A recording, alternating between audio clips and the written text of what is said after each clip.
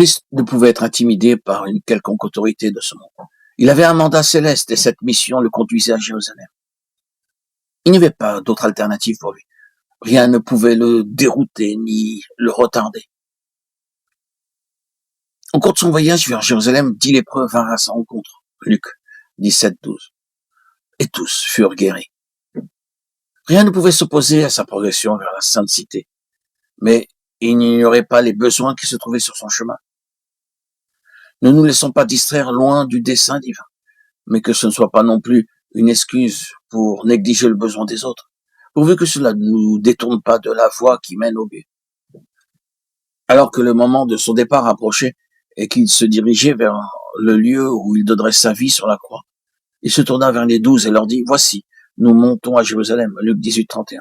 Il n'a pas dit, « Je vais à Jérusalem », mais « Nous montons à Jérusalem ». Il n'y allait pas tout seul. Il prenait les 12 avec lui. Le moment de notre départ vers le Seigneur fait-il partie de notre espérance? Cette espérance est-elle uniquement un credo ou l'attendons-nous de manière positive? Que faisons-nous en attendant ce moment? Marchons-nous jour après jour sur le chemin de la croix? Sommes-nous seuls ou marchons-nous sur cette route avec d'autres? Souvenons-nous que le Seigneur n'a pas voyagé seul vers Jérusalem et qu'il n'accomplissait que ce que Dieu lui avait demandé de faire. Il a dit, « Voici, nous montons à Jérusalem. » Mais il a ajouté, « Et tout ce qui a été écrit par les prophètes au sujet du Fils de l'homme s'accomplira. » Eh bien, puissions-nous être sur le chemin qu'il a emprunté et que toute la volonté de Dieu s'accomplisse aussi en nous. En chemin, il ajouta une parabole parce qu'il était près de Jérusalem et qu'on croyait qu'à l'instant, le royaume de Dieu allait paraître. Il dit donc, un homme de haute naissance en alla dans un pays lointain pour se faire investir de l'autorité royale et revenir ensuite. Luc 19:11-12. Il y avait un malentendu qui prévalait parmi les disciples. C'est que l'arrivée à Jérusalem marquait l'apparition du royaume. Pour eux, l'entrée dans Jérusalem signifiait la réalisation de leur espoir le plus cher. Régner avec Christ, pour lui, Jérusalem n'était pas une fin en soi. C'était le lieu où le départ tant annoncé devait s'accomplir pour que cette étape fixée par Dieu soit franchie.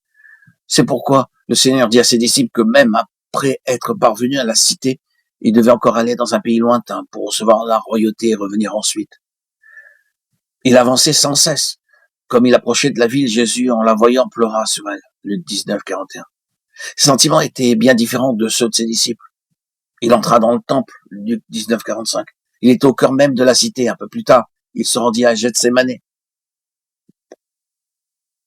Dans ce lieu, il pria aussi, « Père, si tu voulais éloigner de moi cette coupe, toutefois que ma volonté ne se fasse pas, mais la tienne. »